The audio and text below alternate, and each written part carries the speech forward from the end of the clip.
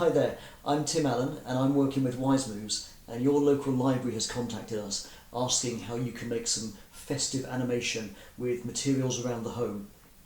Now firstly, I've been animating for 20 years doing stop motion. I've done films like Peter and the Wolf, Creature Comforts USA, Fifi and the Flower Tots, Disney's Club Penguin, Fantastic Mr. Fox, and this t-shirt, it's not very festive. This is my Tim Burton's Corpse Bride t-shirt, and we've done 2 videos looking at how you can use equipment and software, and also how you can create the scenery and how you can assign character to objects in the way that you move them. Today we're going to bring it all together into your own festive animation. Okay, here we go. We are now looking through the lens of the camera. If I put my hand in front, you can see that's a live image. And with Christmas pudding and Santa, they are in what I call the end position. So effectively they're going to start from out of camera and come to this position to give me an idea where they need to be. Something else you might find interesting, I've also marked in the floor with a toothpick where the Christmas pudding is going to start and also the direction of travel he's going to go on. And if I follow the toothpick, I actually come along the same line that the Christmas pudding's going to run along. Once both the characters are out, I'm going to take about 3 frames with an empty background, and that gives the audience time to adjust to see what they're looking at. So they can see they're looking at a wintry forest, and then they'll start to see the characters coming into frame after that. So about 3 or 4 frames is a nice amount. And I've now started bringing in the Christmas pudding's shadow. You can see the shadow is creeping in just before the Christmas pudding does. And I'm going to keep on doing small little rolls. He's coming to a stop now, but I want him to almost, his momentum to come to a stop, so he's slightly leaning in. And so smaller and smaller movements, we call these a slow out. And then I'm going to bring him back on himself so he's into more of an upright position for the end.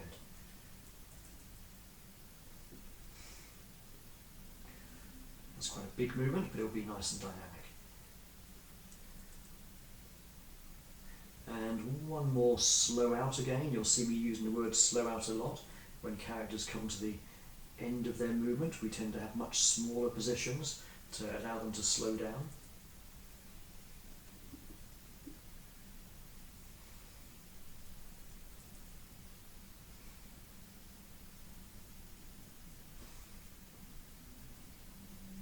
That'll do it. Yeah, nice slow movement there, and I'll take a few positions like that so we get to see him as he is, before we start to introduce Santa. And with Santa, we're not going to see his shadow before he comes in, so I'm going to start bringing him just the edge of his body into frame. I've gone for quite a big fast movement. He's going to be very enthusiastic to get into position. Well, it's Christmas, it's his time of year, of course he's enthusiastic. Note that while I'm animating Santa, I'm being careful not to put my arm anywhere near the Christmas pudding. I want Christmas pudding to stay still for the moment.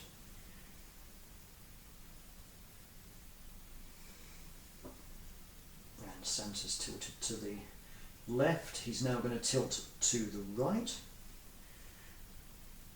and then he'll get into his final position. And all I want to do with Santa now is to bring him standing upright, and then he'll be in his final position also. A couple more frames. For those that are wondering, we're shooting using Cloud Stop Motion, and Cloud Stop Motion works on a browser. It's not an app, but because it works on an internet browser, you can use it on any device, a Mac, a PC, an Android, an iPhone, an iPad. You just have to open up the internet browser and it will come up through that as opposed to a dedicated app. But that way it can work on any device. Okay, one more, and then Santa. This will be his last slow out, as we call it, and Santa will be in place. And I'm going to take a couple of frames of Santa in that position so we can both see the two of them looking at each other. It's a bit of a stare down, but more of a festive stare down. What's going to happen next? And in terms of what happens next, we can't have a festive showdown without putting out some festive weapons.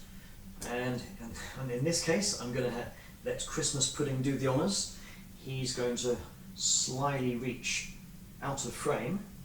See that I'm turning him. If I turn too far, you can see the blue tack just behind him. So in a moment, I'm going to have to hide the blue tack again. Christmas Pudding is going to reach out of frame, as if reaching to grab an object.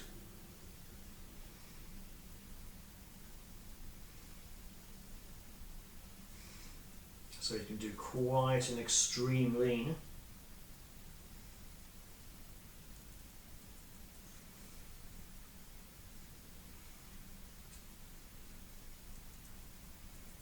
And what is he leaning for?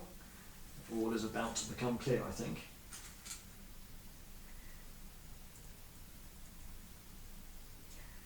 Yes, you can see it. He is leaning for a Christmas cracker.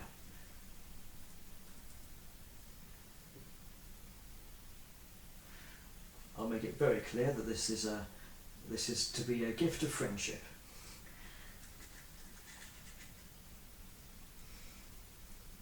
And he's leaning for, it is of course a Christmas cracker. What better way for Christmas Pudding and Santa to celebrate? And what's Father Christmas going to do? Father Christmas is obviously excited. He's raising his hands up for a couple of frames. I'm also tilting him back on the blue tack that supports him a little bit from behind. And now Father Christmas is going to start to lean in because he's so excited. He, of course, reaches to grab the cracker, ready to pull. And at this stage, I'm going to have them both lean in to the cracker as if they're going to give it a good grip.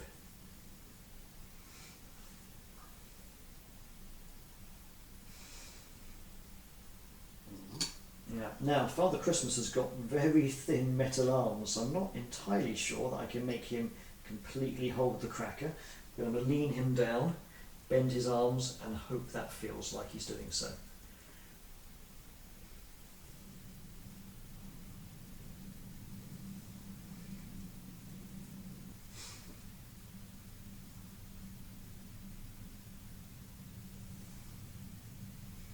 Now I've got them both leaning in as if they're grabbing the cracker, and this is what in animation we call an anticipation, to grab before they tug and pull backwards. And the next frame, of course, will be them starting to yank backwards as they start to pull the cracker.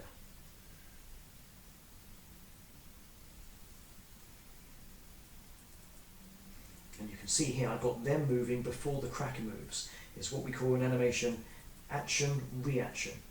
As in, you push something and then it moves, or you pull something and then it moves. And the next frame could be much more extreme because they've really pulled back to give it a good yank. And they're really pulling back to give it a good tug.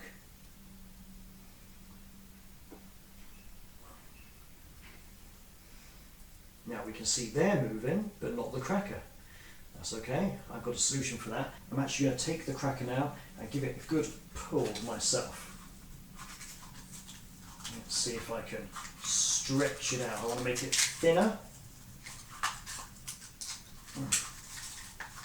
I want to make it thinner and longer. How does that look? Oh, that looks like a cracker being pulled to me.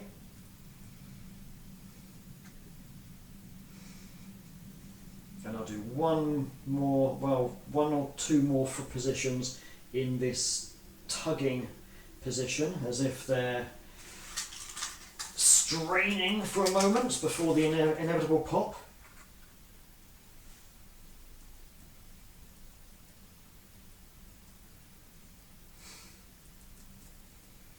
You can see I'm using the left and right arrow keys to keep checking my positions every time.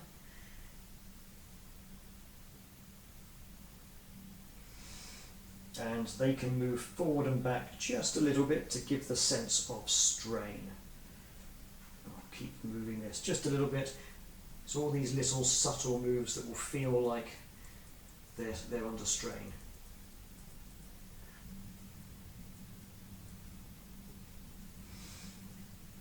And another one going out.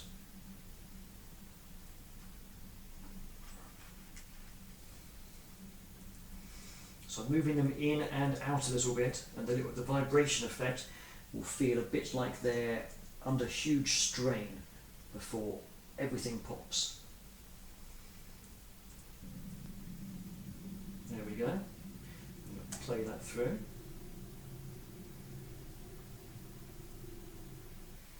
And lastly, this is going to be their last pull before the big pop. Now we're ready for a big movement where the cracker is going to burst open. First of all, I'm going to animate the characters, and we'll assume that they have fallen back with the bursting of the cracker.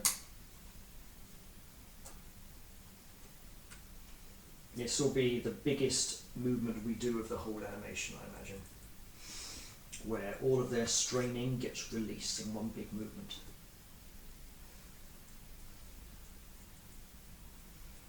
Now the cracker needs to burst. We're now at the stage where we're going to have the biggest movement of the whole animation, and I can do all sorts of changes, like take the cracker off the set, because it's going to be such a big move we're never going to notice. And the reason I want to take it off the set is because it's going to burst in half, and I want to give it a cartoony style tear. So I've got some scissors, and you may have to check with an adult first before you commit to cutting something up. Obviously once I do this, then I've broken the cracker. There's only so many goes I'm going to have at cutting a cracker up. I think I've only got 2 spare should this go wrong. So I have to be pretty confident that this is the way I want to cut the cracker, and this is the moment, because it's not very easy to put it back together.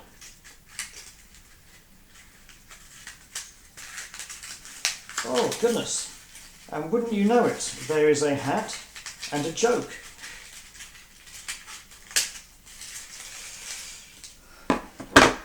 And of course there's even, this is something you may want to get an adult to do, there's the cracking bit in the middle. Here we go, 1, 2, 3. This is me making a wish to myself. I don't need the inside for this particular moment. Let me see. I've got an orange hat, and there's probably going to be a terrible joke. Did Rudolph go to school? Nope, he was elf-taught. I'll leave that there. Back to the animation. On with the animation, and we have a freshly ripped cracker. I want it to be able to burst up in the air like that, which I think Santa's going to have problems holding. So what I'm going to do is run a toothpick and run it through one of the holes in the back of the cracker under here, and use that to prop it up. We're only going to see it for a second or two, so I don't really mind that we'll see it. And the same with our Christmas pudding.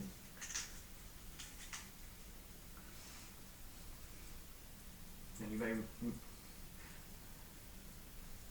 Perfect, that's one big bang. Okay, now I've got one last thing to make this complete. I'm actually taking my mobile phone and I'm going to turn on the app which activates a torch. This is going to be a big flash, which is the big bang of the cracker bursting open. Let's take this frame. And I'll turn off my phone again. That's one big flash. Bang. You'll see how this works in a second. And off. And now they can start bringing the cracker back down again. As if they've recoiled from the big bang of the cracker, and now it's coming back on the floor.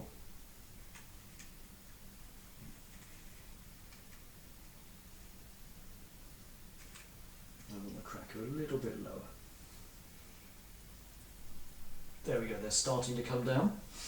And I'm going to use the flash from my phone one more time, but not as brightly this time, a bit further away, as if the brightness is dimming somewhat. So there's less light on this. And now, from now on, there'll be no more flash of light at all. I can also take the toothpick out of this cracker now, because I'm not going to need that anymore. It's going to stay on the floor. Father Christmas's hands can go all the way up. And I'm going to have him getting ready to stand in an upright position. Now the cracker's pretty much come to its end position. I'm going to use a bit of blue tack here to hold this one in place so it doesn't move quite so easily. But I've got one more trick on my sleeve. At the end of these coloured lights at the back, I of course have a little battery switch which can do this. So the things are about to get much more festive. Okay, we're almost there, but the software Cloud Stop Motion has got one last trick up its sleeve. First of all, let's take a look at what we've done so far. In comes Pudding, in comes Santa, he's got a cracker, tug, bang! And the festive lights do really help. There's one more thing that I'd like to add that Cloud Stop Motion can give you. If I go to the little T button to the side here, that opens a box called for titles, credits, and this one here, speech bubbles. Now the speech bubble one is, hello isn't quite the festive message that I want, but if I click on the text again, that will give me a range of options, and I can go here where it says choose a speech bubble, and I'm going to go for this big explosion one. And of course I don't really want the message hello. I'm going to go for something a bit more seasonal.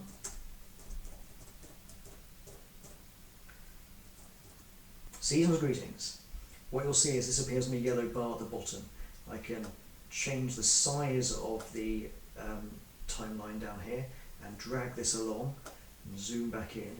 And I want the word season's greetings to start when the cracker gets pulled out.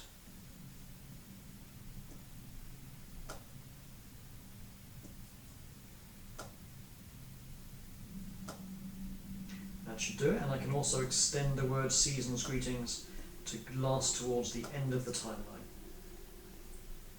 So it stays there as long as the animation stays there. And now we can see that when they burst the cracker, out comes season's greetings. It has kind of just appeared from nowhere though. There's one last thing I can do. I can apply an effect. There's a menu option called intro effect, and I'm going to choose zoom in. So you can see the season's greetings as they burst the cracker. It's starting to come from the distance and then comes into place. Brilliant, so now the moments of truth. Let's play from the beginning. In comes Purd, here comes Santa, he's got a cracker, pull, season's greetings!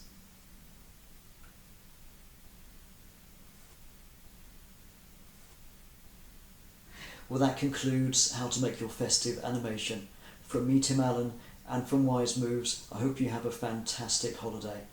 Oh, and from Christmas Pud, and from Santa, thank you very much for watching, and happy animating!